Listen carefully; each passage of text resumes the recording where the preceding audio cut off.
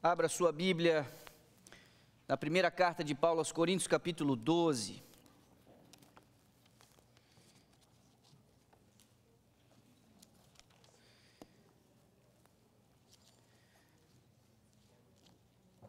Os estudiosos sustentam a existência de pelo menos 4 cartas de Paulo endereçadas à igreja de Corinto. 2 delas foram preservadas e incluídas no cânon sagrado e nós as conhecemos como 1ª e 2ª aos Coríntios. Essa foi uma igreja fundada no quintal do diabo, um ambiente completamente comprometido pelo paganismo, com todas as desvantagens e maluquices do presente século. Essa igreja deu algum trabalho à liderança lá constituída. Eles trouxeram muitos costumes da vida velha, da vida antiga, e algumas dessas coisas foram tratadas nas cartas. Alguns destes temas são constrangedores, outros nem tanto, mas sem dúvida alguma são temas que têm muita relevância para o funcionamento da igreja, para o amadurecimento do povo de Deus ao longo dos séculos, princípios universais, das mais variadas coisas que a gente pode precisar numa igreja. Eu convido você a refletir comigo nessa manhã. Eu estou aqui, guardado por um belo coral atrás de mim. Hoje, faz tempo que a gente não tem uma plataforma aqui que fica, na retaguarda do pregador, e hoje eu vim com reforço, e de certa forma, o departamento do diaconato feminino, liderado pela Leni, com as suas chefes de equipe, eles, nesse ano, estão sendo representados por estas mulheres que estão aqui, mas eu vejo outras tantas que estão assentadas na igreja, que em algum momento já fizeram parte desse ministério, ou até mesmo lideraram esse ministério.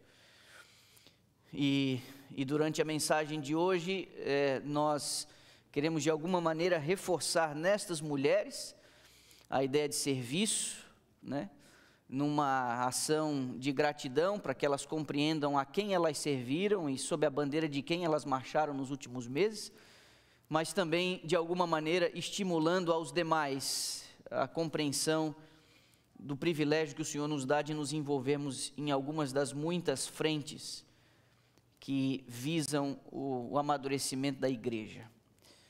Então, seguindo as orientações do Espírito pelas palavras do apóstolo Paulo, eu convido você a acompanhar a leitura comigo. Capítulo 12, de 1 aos Coríntios, os versos 1, 2, 4, 5 e 6, lemos assim: a respeito dos dons espirituais, não quero, irmãos, que sejais ignorantes.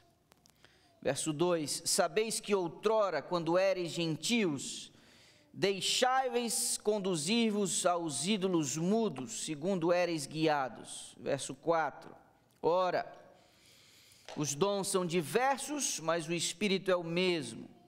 Há também a diversidade nos serviços, mas o Senhor é o mesmo. E há diversidade nas realizações, mas o mesmo Deus é quem opera tudo em todos.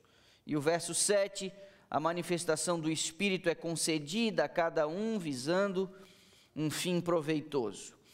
O apóstolo Paulo inicia o capítulo, esta sessão, é uma sessão que transborda o capítulo 12, ok? A gente, ao estudar a carta à igreja de Corinto, a gente vai conseguir perceber que existe um bloco de argumentação que vai cobrir o capítulo 12, 13 e 14, e esses capítulos não deveriam ser compreendidos separadamente. Há uma questão ligada ao formato de culto e dom de línguas no capítulo 14, no capítulo 13, que fica nesse miolo, ele trata do maior e mais relevante de todos os dons, e o apóstolo Paulo chama isso de amor, E no capítulo 12, de uma maneira geral, ele faz e aplica uma analogia dizendo que a igreja é como um corpo, e ele introduz dessa forma como acabamos de ler. Eu não gostaria que vocês fossem ignorantes em relação aos dons espirituais. Meus irmãos, estas palavras do apóstolo Paulo, elas vão ecoando ao longo dos séculos. Elas não têm que ver apenas com essa igreja remosa da cidade de Corinto. Essa é uma recomendação preservada pelo Espírito de Deus, que tem que ver com a igreja ao longo dos séculos. E aqui o desejo do apóstolo, sob a inspiração de Deus, a igreja não pode ser ignorante em relação aos dons espirituais. O apóstolo Paulo usa essa fórmula, essa expressão, para se referir a outros temas. Em algum outro momento, a igreja em Tessalônica, ele diz assim: eu não quero que vocês sejam ignorantes em relação aos que dormem. E aí ele vai tratar da ressurreição. Mas aqui, o desejo do apóstolo é que a igreja tenha uma clara noção sobre o que é ou o que são os dons espirituais. E nós não vamos entrar para dentro do capítulo, assim, com toda a força na manhã deste sábado, porque o tempo não permitiria, mas eu queria refletir com você sobre alguns elementos, alguns pensamentos chaves nos poucos versos que nós acabamos de ler. E o ponto de partida é: Deus não quer que a gente seja ignorante em relação aos dons espirituais. Por quê? Porque Ele sabe como o avanço do reino, a saúde e o comportamento da igreja dependem de uma correta compreensão em relação aos dons espirituais. E se tem uma coisa que Deus leva a sério, é o bem da igreja, o amadurecimento da igreja. É expresso pelo apóstolo Paulo em outro momento, que os dons são conferidos à igreja para que ela alcance a estatura de Cristo. Existe um ideal que a igreja deve perseguir, e esse ideal é alcançar a maturidade, a estatura de Cristo, a plenitude, a maturidade espiritual. E Deus sabe que a maturidade espiritual da igreja, o amadurecimento da igreja, o fortalecimento da igreja, passa pelo exercício dos dons espirituais, que Ele, através do seu sacrifício, garante o direito do Espírito Santo ser derramado sobre a igreja, distribuindo estes dons espirituais. E o apóstolo diz: eu não quero que vocês sejam ignorantes. Então, para que nós não sejamos ignorantes, eu preciso recuperar na memória de alguns aqui que conhecem este assunto. Eu preciso instruir outros que, quem sabe, sejam ignorantes em relação a esse assunto, para que a gente saia daqui com o mínimo, o básico de compreensão em relação a esse assunto tão importante. Fica evidente aqui nos versos, na seção que lemos, e é extremamente importante a gente entender o aspecto da diversidade. Sabe por quê?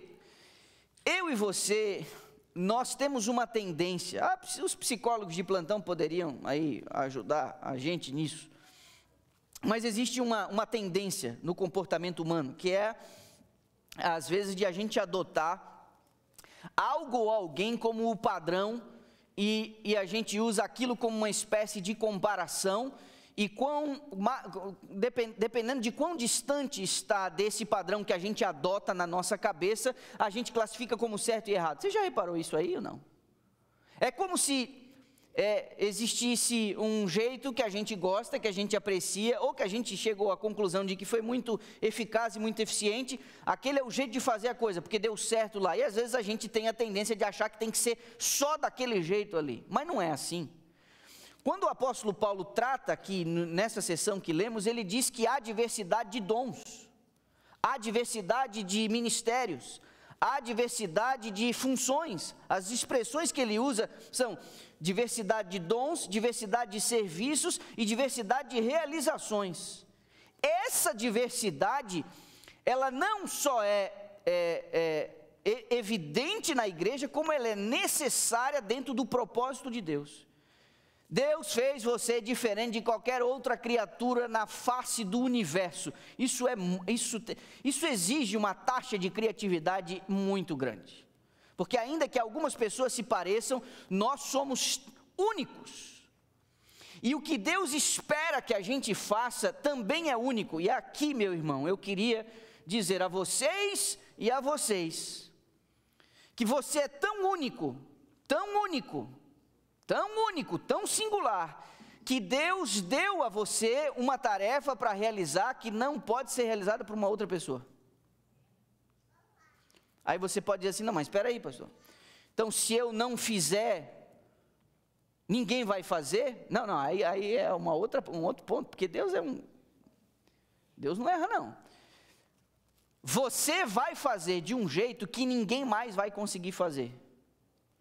Mas o fato de você não fazer, não indica que alguém não vai fazer. Só que desse jeito, que é você que faz, ninguém vai conseguir. Por causa da sua singularidade. E a sua singularidade, a sua personalidade, vai fazer com que a execução dessa tarefa e o exercício desse dom alcance resultados que outros não alcançarão. Pela forma como você faz e pelo jeito que você é. O problema é a tendência que eu acabei de mencionar. Quando nós entendemos, ou imaginamos, ou aceitamos a ideia de que as coisas precisam ser mais ou menos daquele jeito, a gente se compara com aquilo, a gente se afasta disso que alguém ou nós mesmos estabelecemos como sendo um ideal, e aí a gente acha que a gente não vai fazer falta. Aí a gente acha que um outro pode fazer melhor. Aí a gente acha que a gente não é tão capaz assim. Só que não é isso o que a Escritura ensina. Eu me lembro de forma assim, um episódio muito cômico, mas muito cômico, nos anos em que eu estava na faculdade de teologia. Um determinado sujeito, que eu imagino que estava no 2º ano da faculdade de teologia, ele me volta de um período de férias ou comportagem, falando castelhano, só que era brasileiro, cara. Ele era brasileiro mesmo. Se eu não me engano, lá do interior de São Paulo, com aquele R puxado assim. Mas ele me volta, eu não sei se ele havia comportado na Bolívia, no Peru, no Chile ou qualquer coisa do tipo, mas ele volta das férias falando castelhano. E o pessoal no começo achou que era uma espécie de brincadeira, e falou, rapaz, fala direito. E ele quase que se impondo a coisa que tinha, ele tinha passado lá, sei lá, 3 meses, e me volta falando castelhano.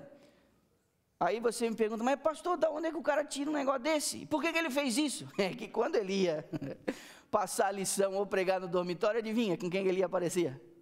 Com quem ele parecia? Com o Bulhão. E esse era a onda dele. Porque de alguma maneira, o ministério exercido pelo pastor Bulhão durante alguns anos no Brasil fez com que a gente imaginasse que o sermão mais próximo daquele que o pastor Bulhão pregava era o melhor sermão. Sim ou não? Ah, querido, você é a coisa mais linda, não é? Eu até jurei que eu só ia dizer isso depois que eu fosse embora de Dallas, mas o mais legal vai ser eu falar agora aqui mesmo.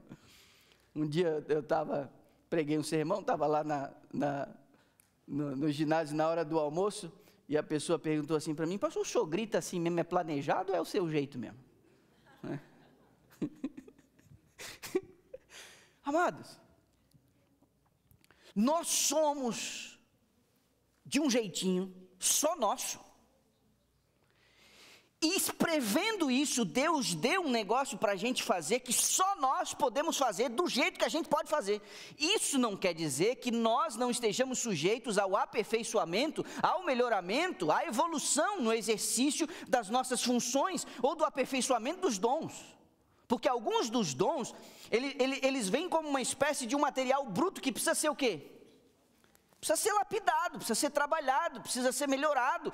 E no exercício desse dom, no desenvolvimento e na busca do melhoramento, Deus é glorificado, não tanto pela nossa performance, mas pelos frutos para a glória dele que se consegue perceber. E quando o apóstolo trata da diversidade, ele vai dizer diversos dons, diversos serviços e diversas realizações. Por quê? Porque nenhum de nós é medida para o outro. Observe o que eu estou dizendo. Nenhum de nós é medida para o outro. Não olhe se comparando, se achando mais ou menos com nenhum dos teus irmãos na igreja no que diz respeito ao uso de dons, ministérios, serviços e realizações. Isso é uma cilada. Isso é uma cilada que não ajuda no amadurecimento emocional, isso é uma cilada que não ajuda no seu desenvolvimento espiritual. Ninguém é medida para o outro, ninguém. Mas, né? Poxa vida, como é que você me acha que eu me sinto, né? Depois que a Laura canta aqui na semana passada, como é que eu vou fazer um solo aqui hoje eu? Por quê? Porque a gente tem essa tendência, não é? A gente tem essa tendência, a gente olha para o outro e acha, poxa vida, eu queria, mas não. O apóstolo diz diversidade de dons, diversidade de serviços e diversidade de realizações. Olha o que a serva do Senhor diz comentando esse verso. Dons diferentes são concedidos a pessoas diferentes para que os obreiros sintam sua necessidade uns dos outros. Deus deu para você o que não deu para um outro, para que você faça de um jeito e uma coisa que o outro não vai fazer, não vai conseguir fazer. E Deus fez dessa forma na igreja, para que a gente sinta a necessidade da ajuda do outro. Não é plano de Deus, através da revelação bíblica, que a carga e o peso repouse sobre poucos, como sendo mais privilegiados, e uma grande parte olhando e apreciando, ou quem sabe até criticando o serviço dessa minoria. Deus fez com que você tivesse uma coisa para fazer e executar, que um outro é incapaz de fazer, justamente para ele sentir a necessidade da sua ajuda, e você se sentir útil em auxiliá-lo. A minha pergunta: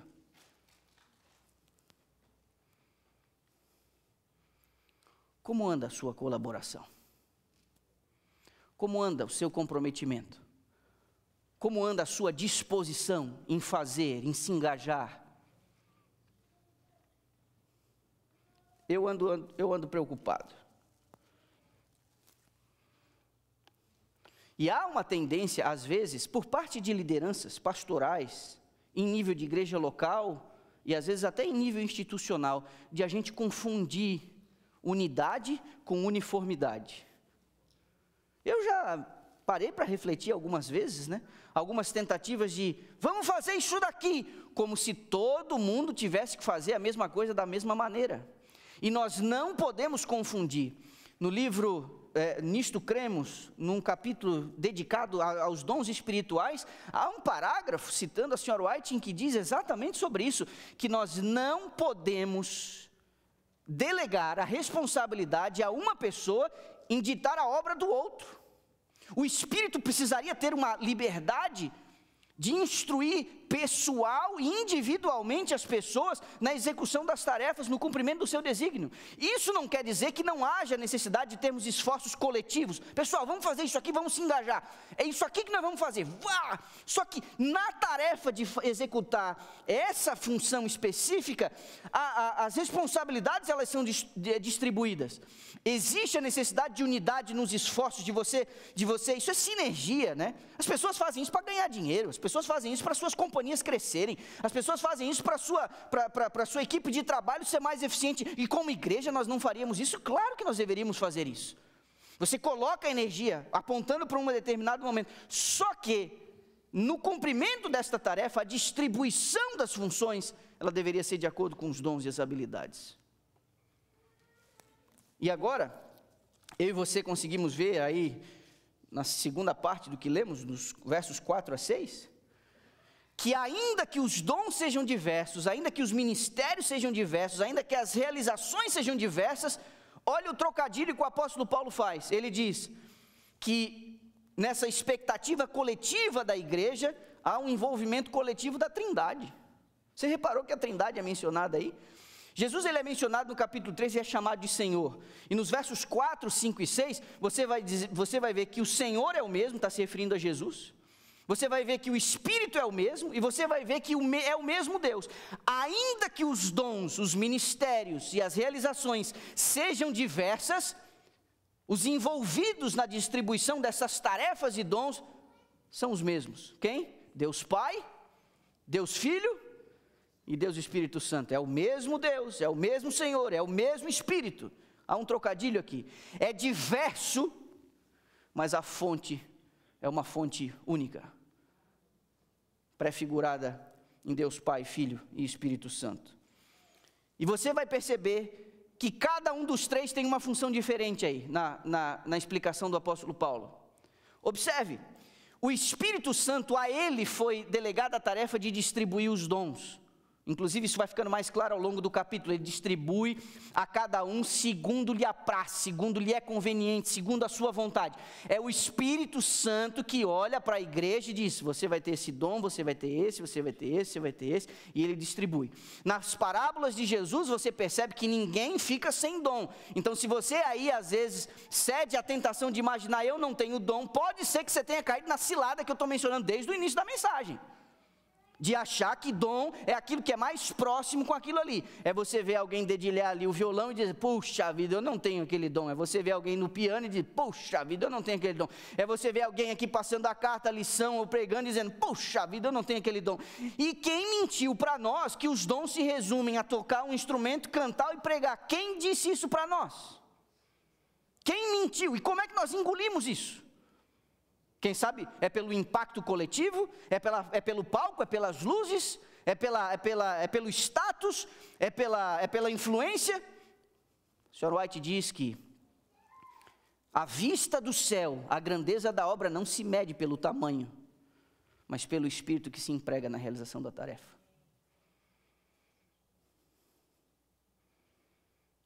Sexta-feira eu estava muito chateado, quando eu me dei conta que 3 mulheres vieram aqui na quinta-feira à noite sozinhas. Elas decoraram o ginásio do jeito que está lá, pendurando coisa no teto. 3 mulheres saíram daqui 1h30 da manhã. Fiquei muito chateado.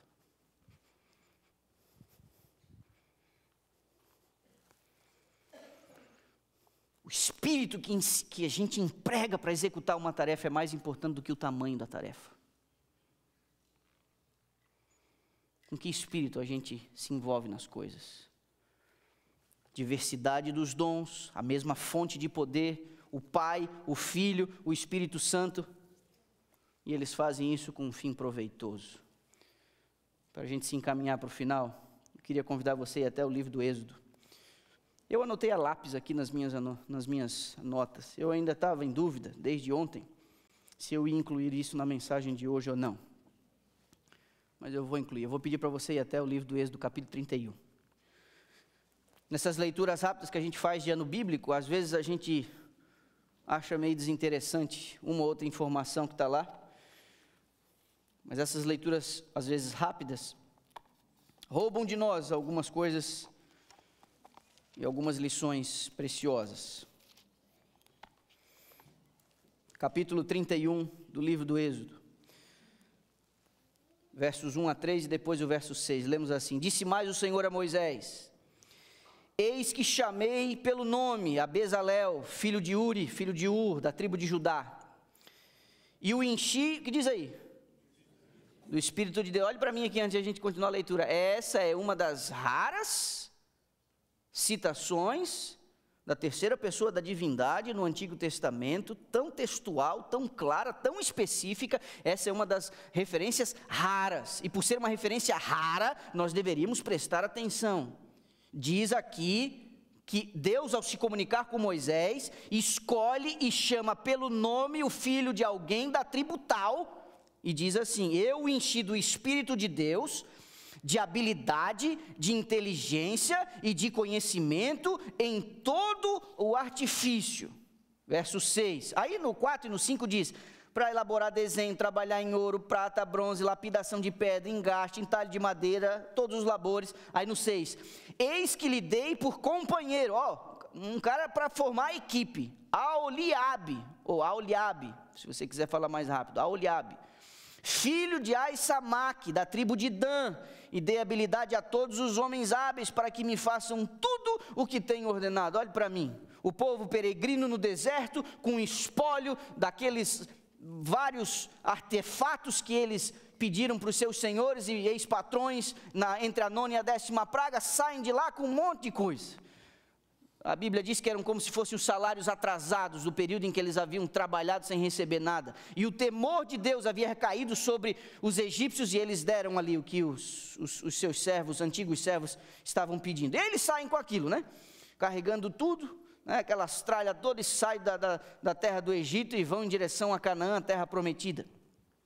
Lá pelas tantas, conforme Deus havia planejado e já antecipado a Moisés, em Horebe, eles conversam, eles têm ali todo um momento, aí no Sinai, Deus se manifesta, Deus fala, Deus se comunica com o seu povo, Deus se dispõe a dar estatutos, leis, e uma das coisas dentro do planejamento de Deus era o seguinte: eu preciso criar a sensação perene e constante de que eu estou no meio do meu povo, eu os escolhi para serem portadores do conhecimento do plano da salvação, e eu de forma didática estabeleci símbolos para me comunicar através desse povo, mas com toda a humanidade, e isso passava pelo ritual do santuário, e aí eles precisavam criar esse santuário.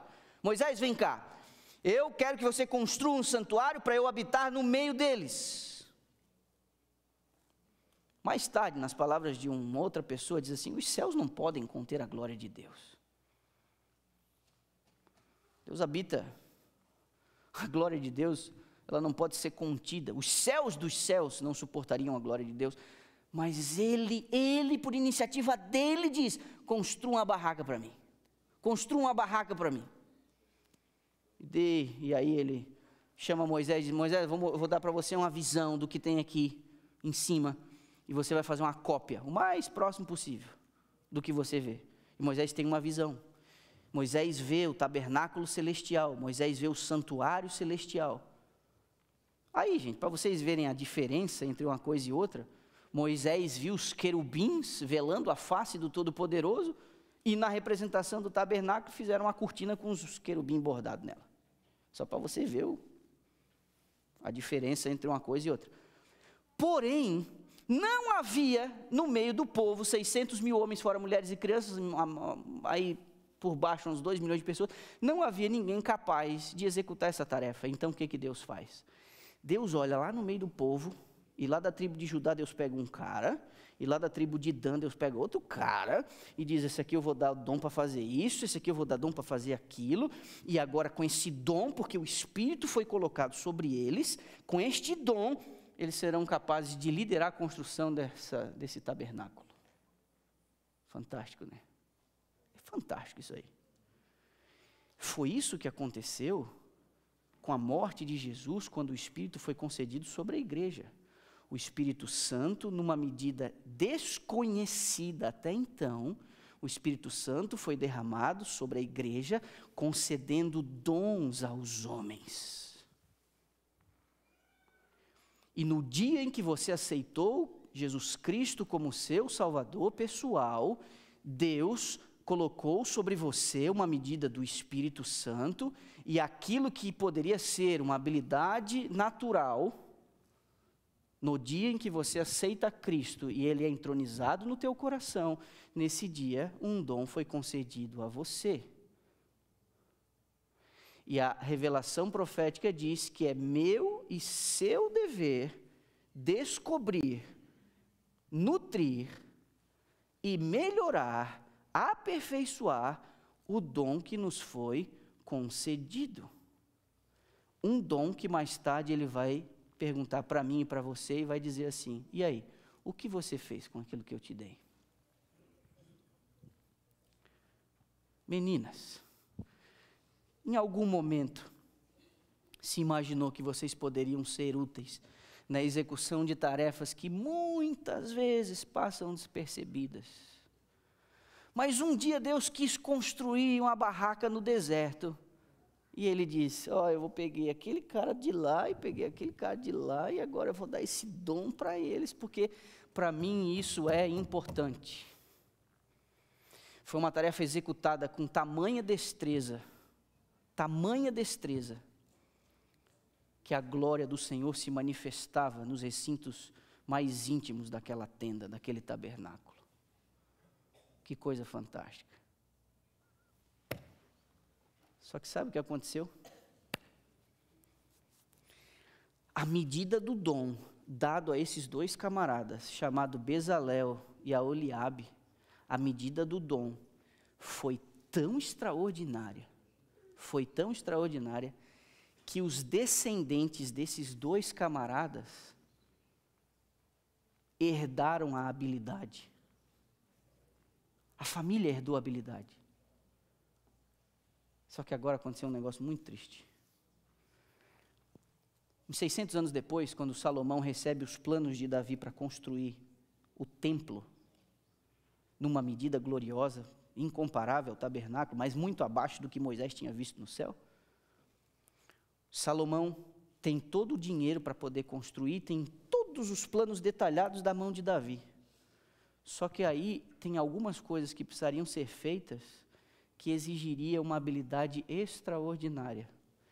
No segundo livro de Crônicas, nós temos a informação que o descendente de um desses dois, do Aholiabe, foi o camarada contratado para liderar a execução dos trabalhos mais refinados do Templo de Salomão.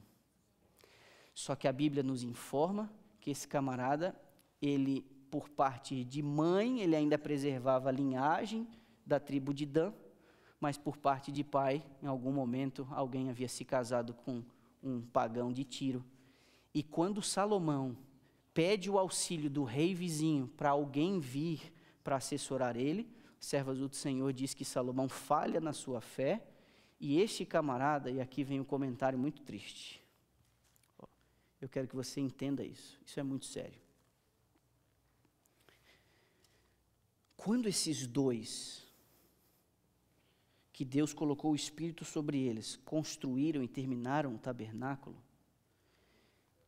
essa passou a ser a profissão deles. Eles eram artífices, trabalhavam nessas coisas todas que a Bíblia diz, madeira, couro, tecido, ouro, prata. Essa passou a ser a profissão deles.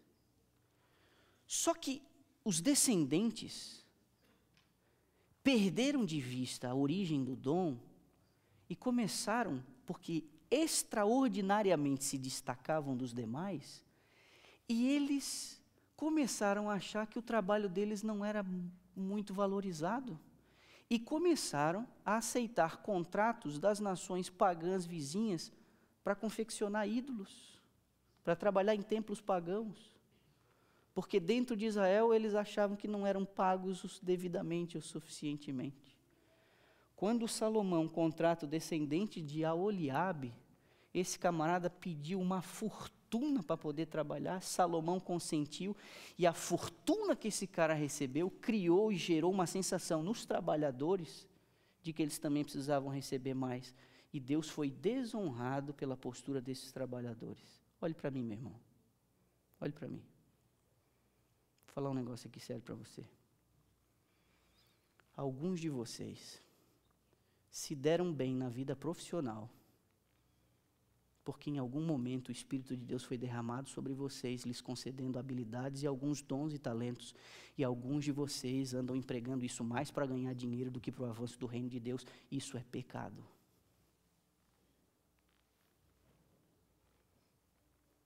Alguns de nós tivemos no ambiente da igreja como uma espécie de estufa, como uma espécie de escola, como uma espécie de onde nós desenvolvemos habilidades que colegas nossos de escola não desenvolveram, porque o ambiente da igreja, o Espírito sobre nós, as condições familiares nos deram condições de a gente se destacar dos demais, e hoje a gente ignora a fonte do nosso poder e habilidade, empregando mais tempo, mais energia e mais dinheiro nos nossos projetos pessoais do que nas coisas da igreja.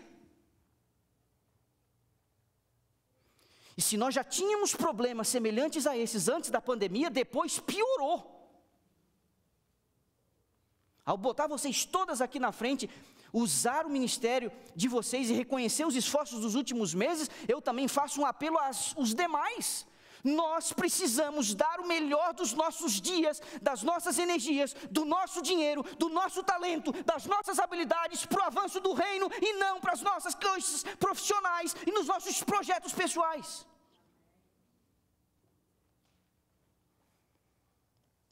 Estou vendo assim de gente que usa a igreja como um trampolim para se fazer famoso, cantando, ou sei lá, fazendo o quê, para depois ir para o mundão fazer dinheiro. Vou citar um defunto aí também, que ninguém vai reclamar também. Mas o Elvis é um desse. Aprendeu a cantar nos cultos de domingo de manhã na igreja. Um dom que Deus deu, uma habilidade que Deus deu, e está assim de gente, ó, no mundo secular, fazendo dinheiro e fortuna. Mas a igreja foi a estufa onde ele desenvolveu o dom, a habilidade, o Espírito havia concedido, um dom desvirtuado. Como você anda gastando seu tempo? Eu estou sentindo a minha igreja muito ocupada, trabalhando, muito ocupada fazendo dinheiro, muito ocupada tentando pagar as contas. Deus deu a você o dom do tempo, da vida e outras muitas habilidades, porque Deus espera que você contribua com o desenvolvimento dos teus irmãos na caminhada para o céu. A igreja é de fato uma fonte de problema, a igreja é uma fonte de frustração. A igreja às vezes não reconhece as nossas habilidades e a gente fica com dodói, não me agradeceram, não me disseram, não me reconheceram, não me deram presente, não me deram isso, não me deram aquilo. Por favor, ainda que a gente tenha falhado, eu, o pastor, o ancião do seu departamento, ou sei lá, o líder que não fez menção de você, ainda que a gente tenha falhado com a nossa ingratidão, lembre-se que você faz tudo para a glória de Deus. E Deus está envolvido nesse negócio, diversos dons, diversos serviços, diversas realizações, mas o mesmo Deus, o mesmo Senhor e o mesmo Espírito. E Deus não espera nada menos de nós, do que o nosso total interesse nas coisas do reino.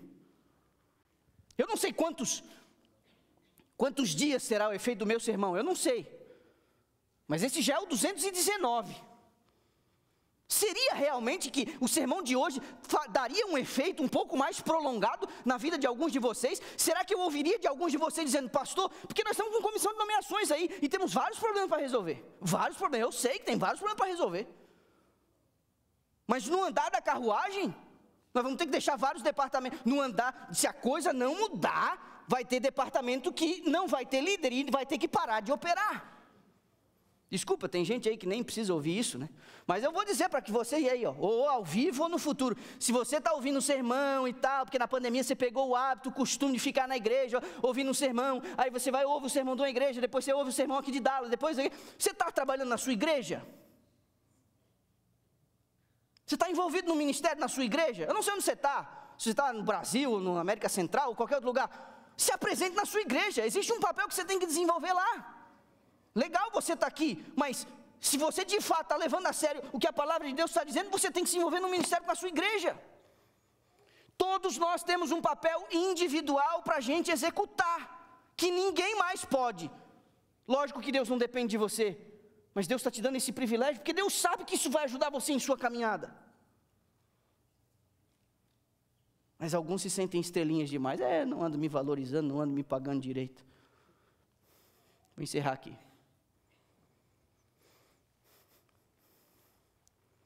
Eu conheci uma pessoa, entre o 3º e o 4º ano da faculdade de teologia. Eu perdi esse amigo, essa pessoa faleceu em janeiro, vocês perceberam que em algum momento eu fiz menção a ela. Fui trabalhar numa cidade com 6.000 habitantes e 1.500 pessoas daquela cidade trabalhavam para esse homem.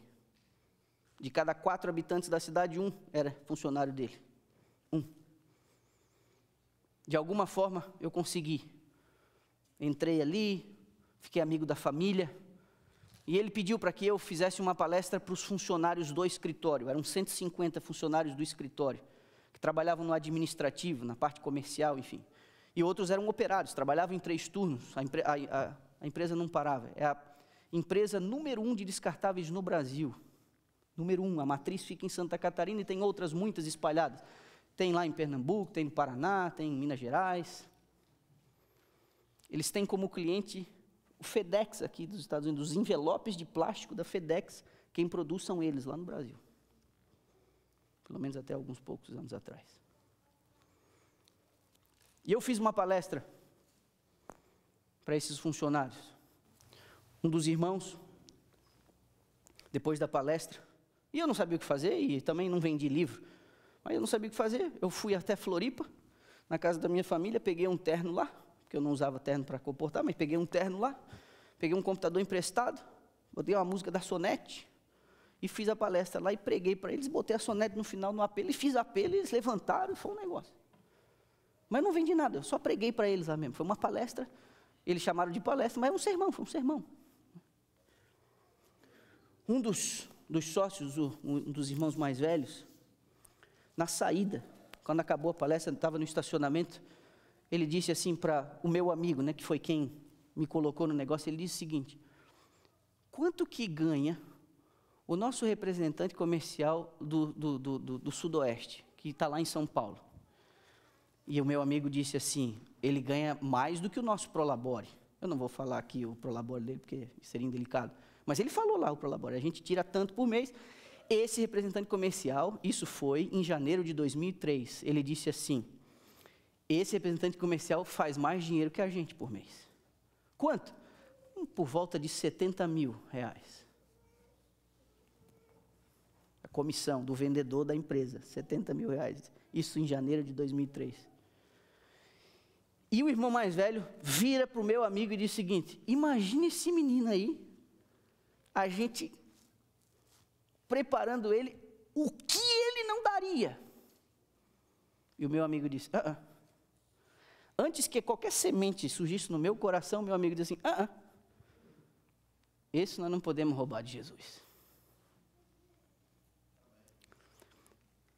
Se em algum momento, fora de mim, iludido pela vaidade, eu pudesse pensar o seguinte: de fato, se eu estivesse trabalhando aí fora, eu ia estar ganhando muito dinheiro, estou aqui perdendo tempo sendo pastor, não é?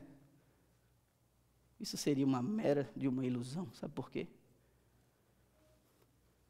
Porque todos os dons e habilidades que eu tenho, eles não apenas foram cultivados e produzidos na igreja, como eles visavam produzir frutos para a própria igreja.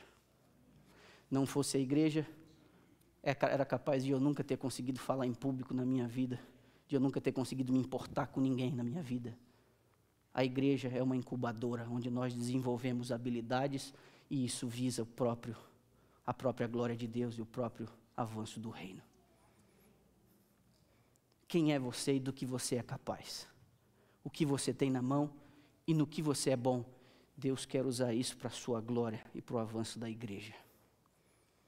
Letícia vai cantar. E eu queria dizer a vocês, meninas, e a todos os demais, que as palavras desse hino sejam como uma espécie de uma oração para mim e para vocês. Que Deus nos use como uma flecha, que Deus nos use para a sua glória, como um instrumento poderoso nas suas mãos. Vocês têm casas, alguns de vocês têm maridos, têm filhos, alguns de vocês estão numa fase em que os filhos exigem muito cuidado, seja na primeira infância, seja na adolescência. O grupo aqui é muito variado na fase em que vocês estão vivendo, mas por favor, dediquem parte do tempo, das energias, permaneçam focadas naquilo que vai dar frutos para a eternidade. No céu, nós seremos conhecedores de que aqueles gestos mais simples, que nunca foram apreciados e nem testemunhados por nenhum outro olhar da igreja ou da nossa família, no céu, Deus vai dizer exatamente no que aquilo resultou. E por isso vocês estão aqui hoje, representando uma fatia da igreja que foi selecionada para servir. Se eu sou Senhor e Mestre, vos lavei os pés, é assim que eu também quero que vocês sejam. E é por isso que a gente está aqui. Ao deixar esse recinto aqui, eu queria que vocês pegassem essa simples lembrança apenas para dizer que o serviço de vocês torna a vida da igreja mais doce, mais afetuosa, mais prazerosa, mais agradável.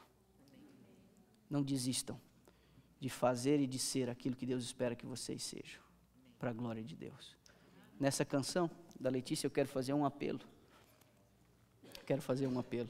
Um apelo a alguém que está sentado e que nessa manhã entendeu que precisa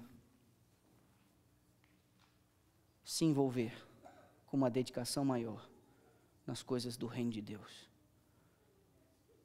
Tem muito talento enterrado aí. E a gente precisa se mover. O tempo é curto. O noivo está a caminho. E nós não podemos